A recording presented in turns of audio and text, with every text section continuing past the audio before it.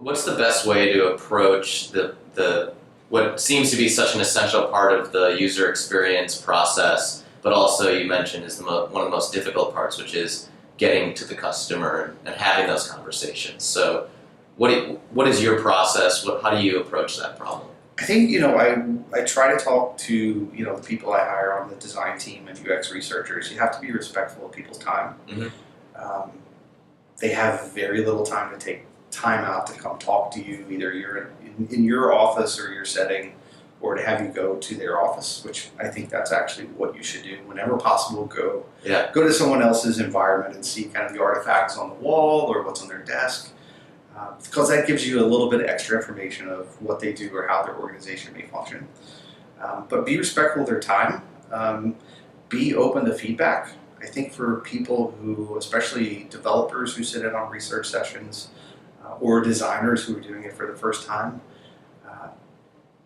be open to what they tell you and don't take it personally. Really see it as like it's valuable information.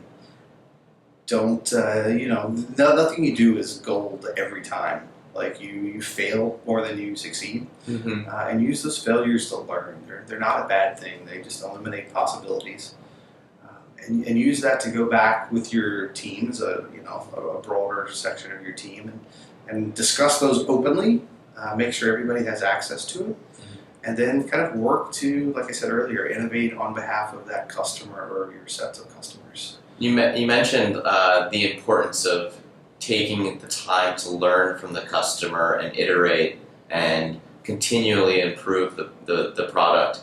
How do you encourage that behavior in a team and rather than going from we built this feature, now we build the next feature? How do you encourage that? I think one of my bosses at a previous company, who was the head of product, one of the metrics he would check on product owners and the UX folks on the team are how many customers did you talk to this week? Yeah. Most people don't talk to any. The other thing is taking all that information and making it readily available to the organization through what I've called in the past voice of the customer. Okay. Where even in executive meetings, you carve out time for a 10 or 15 minute presentation or summary of highlights of research sessions or interview sessions that have good insights that maybe someone at an executive level, is very confident and sure that this person loves this feature or we should build this because people will use it. And you hear people say that I actually wouldn't use that. I would rather have this other thing. Mm-hmm. I think it's good for people at the executive level to hear that. And it starts to build an organizational kind of awareness of we're not always right. We need to do more of this. We need to invest in it more. And I think once that happens, it starts to be infectious, that people start to become invested in that process and obsessed with customers in general.